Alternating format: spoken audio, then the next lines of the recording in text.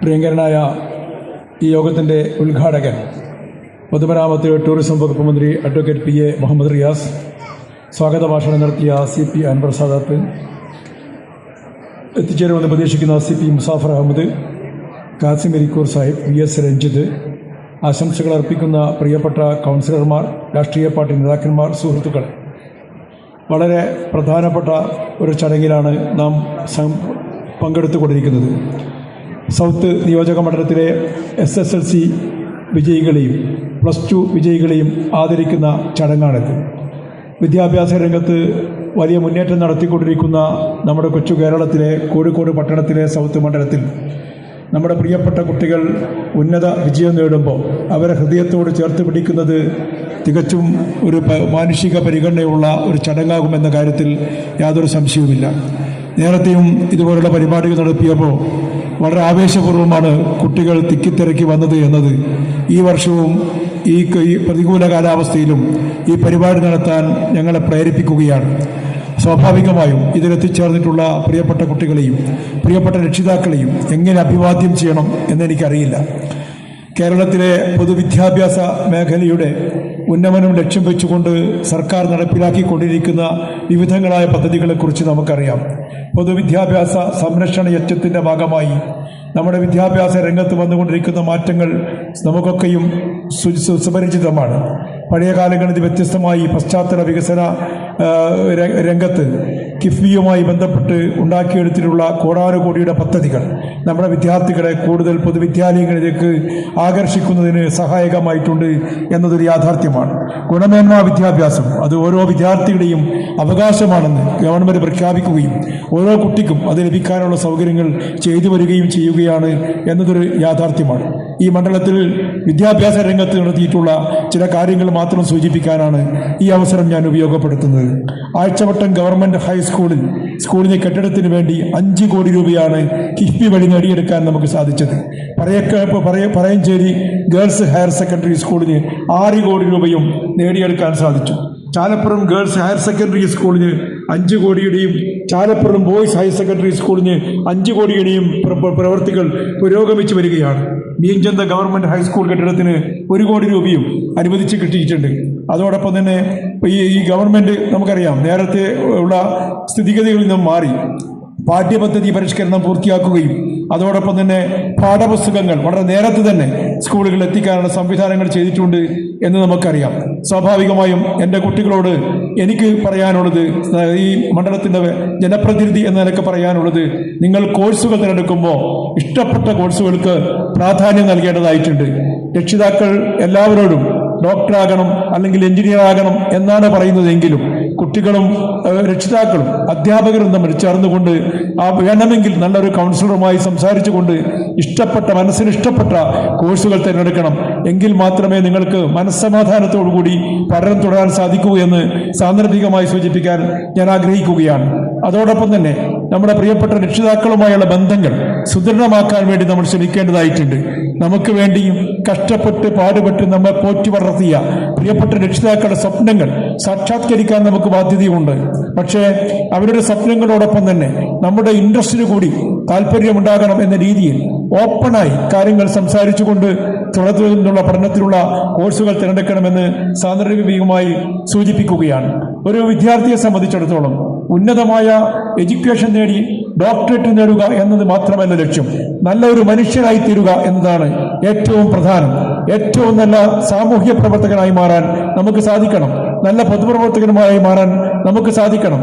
വിദ്യാഭ്യാസം നേടുന്നതോടൊപ്പം തന്നെ വിദ്യയുള്ളവർ സമൂഹത്തിൽ ഉപകരിക്കപ്പെടുന്നു എന്ന തോന്നൽ പൊതുസമൂഹത്തിൽ ഉണ്ടാക്കാൻ എന്ന് നമുക്ക് സാധിക്കുന്നു അന്ന് മാത്രമേ സമൂഹത്തിന് പ്രിയപ്പെട്ടവരായി നമ്മൾ മാറൂ എന്ന ബോധം നമുക്കുണ്ടാകണമെന്ന് പ്രിയപ്പെട്ട കുട്ടികളോട് സാന്ദർഭികമായി സൂചിപ്പിക്കാൻ ഞാൻ ആഗ്രഹിക്കുകയാണ്.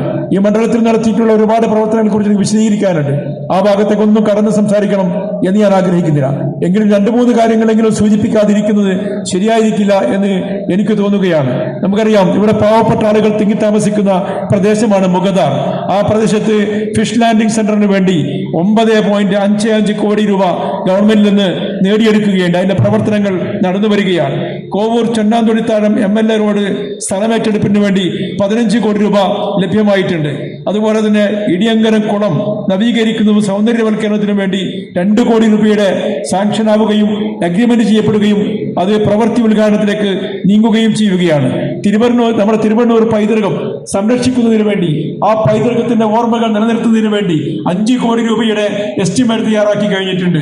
ഭരണാനുമതി ലഭിക്കുന്ന നടപടികൾ പുരോഗമിക്കുകയാണ്.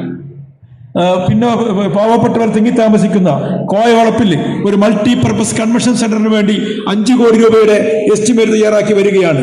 കോഴിക്കോട്ട് മാനസിക രോഗാശുപത്രിയുടെ ചുറ്റുമതിൽ നിർമ്മാണത്തിന് 6 കോടി രൂപ അനുവദിച്ചു. അതിന്റെ TS നടപടികൾ പുരോഗമിക്കുകയാണ്.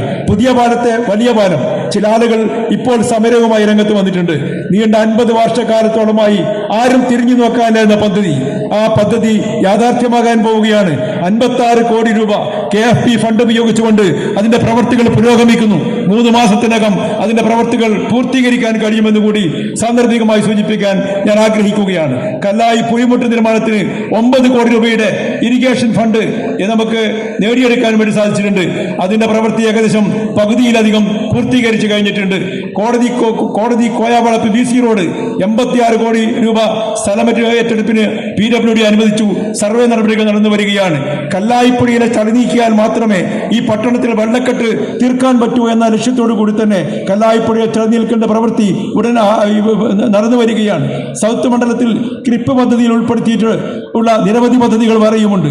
Kothippalam Chakkumkadavu Panniyankara flyover road 15.52 കോടി, മാങ്കാവ് പൊക്കുന്ന് പന്തീരാങ്കാവ് റോഡ് 200 കോടി, കല്ലുത്താങ്കടവ് മീൻചന്ത റോഡ് 153 കോടി, പന്നിയങ്കര പന്തീരാങ്കാവ് റോഡ് 155 കോടി എന്നീ പ്രവർത്തനങ്ങൾക്ക് ഫണ്ട് അനുവദിക്കുകയും തുടർ നടപടികൾ നടന്നു വരികയും ചെയ്യുകയാണ്. നവകേരളം സദസ്സിന്റെ ഭാഗമായി ലഭിച്ച 7 കോടി രൂപയിൽ നിന്ന് എരവക്കുന്ന് ടൂറിസം പദ്ധതി ഉൾപ്പെടെയുള്ള ചില പ്രവൃത്തികൾക്ക് പ്രപ്പോസൽ നൽകി കഴിഞ്ഞിട്ടുണ്ട്. കൂതിരവട്ടത്തെ മാനസികാരോഗ്യ കേന്ദ്രത്തിൽ കിടത്തി ചികിത്സയ്ക്കുള്ള ഇൻപേഷ്യന്റ് ബ്ലോക്ക് നിർമ്മിക്കുന്നതിന് 28 കോടി രൂപ നബാർഡ് ഫണ്ടിൽ നിന്നും അനുവദിച്ച വിവരം കൂടെ സന്തോഷപൂർവ്വം അറിയിക്കുകയാണ്. നമ്മുടെ മണ്ഡലത്തിൽ ഗ്രാമീണ റോഡുകളുടെ നവീകരണ പദ്ധതിയിൽ ഉൾപ്പെടുത്തി 5.34 കോടി രൂപ കൂടി അനുവദിച്ചു കഴിഞ്ഞിട്ടുണ്ട്. ദീർഘമായി ഞാൻ സംസാരിക്കുന്നില്ല.